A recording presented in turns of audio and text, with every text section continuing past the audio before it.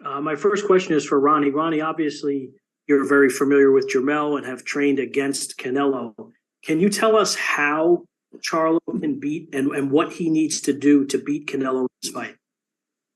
Well, first of all, I know he's going to be in great shape because he always is. He takes it as pride. He takes pride in training, and I know he's going to be in great shape. But what he has to do is he has to make every round not be close. Every round that he wins. You're not going to win close rounds against a Canelo Álvarez. Simple as that. When I had Erislandy Lara, I know we had a couple close rounds, but, we just knew we had to keep pushing because we know we're not going to get close rounds. But with Canelo, Canelo is not the easiest guy to hit. The guy has great defense, and I know he works on it every single day. So Charlo, he has to be in great shape from the beginning to the end. He has to push this fight. He has to, let his hands go and not be there for the return. And with Canelo, like I said, his defense is really good. He moves his head and then he counters back really well. So this is going to be a great fight, man. But I just think Charlo, him being a year older or a year younger than Canelo, with him, he's going to be in shape. So he's going to throw punches. And as I stated earlier, he gets stronger as the fight goes on. So that's going to be a problem for Canelo. If this is a close fight and it goes into the later rounds, Charlo is going to be there and he's not going anywhere. Ronnie, do you feel that he can hurt Canelo? Because Canelo's obviously shown a granite chin throughout his career. Yes, he has a good chin. He does. He has that.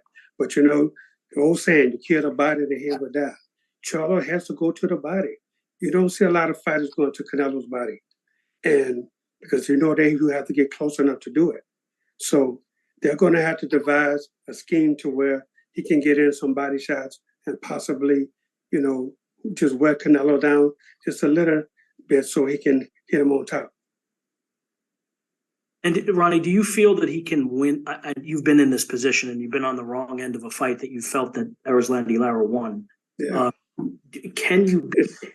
And Bivol might have won 9 or 10 rounds and still almost, the fight was close on the cards. I guess what I'm asking, can you beat Canelo in Vegas on the scorecards? But that's the biggest problem. And, but the thing about it is, going in, you can't think about it. You can't think that. You just got to go out there and he just have to go out and win rounds.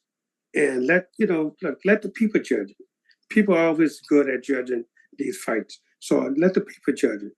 Look, man, I just hope we have 3 of the best judges that whoever wins deserves to win.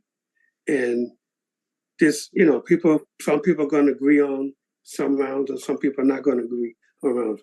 But Charlo, he has to just not think about, with the judges, how they score in this fight. That's the last thing should be on the fighter's mind.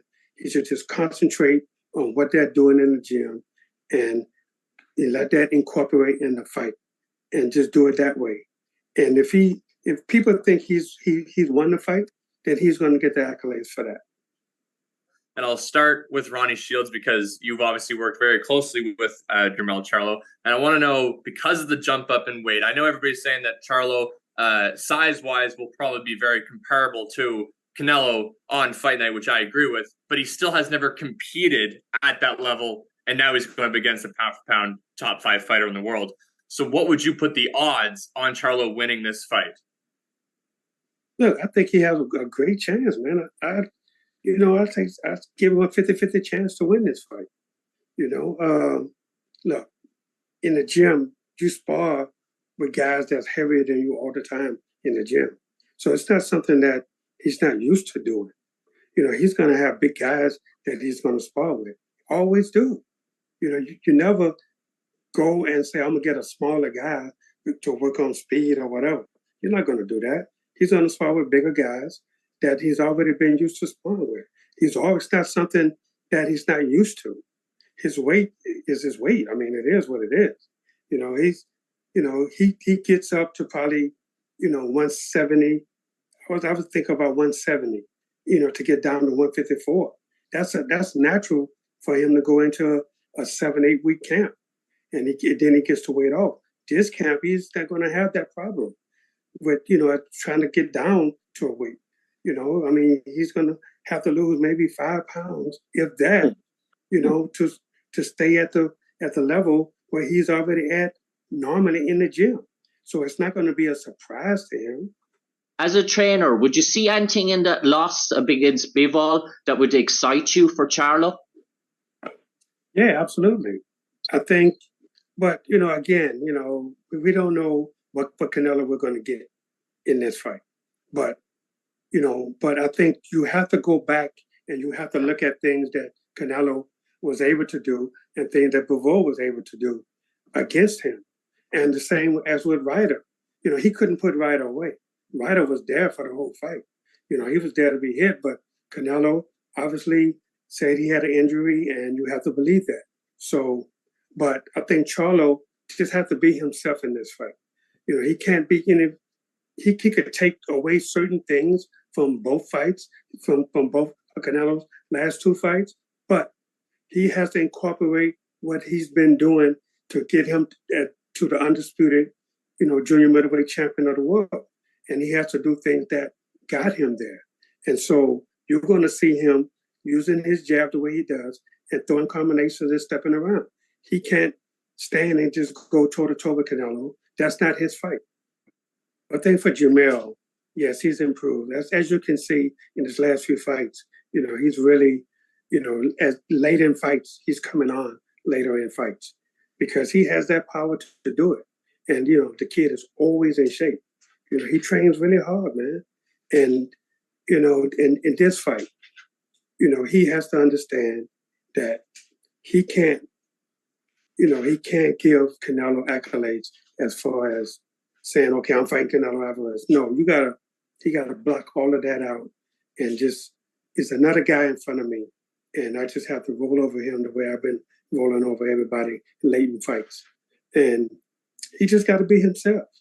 And once he just be himself, trust me, he's gonna do really great in this fight. And I really believe he has an opportunity to win. And he just have to stay focused.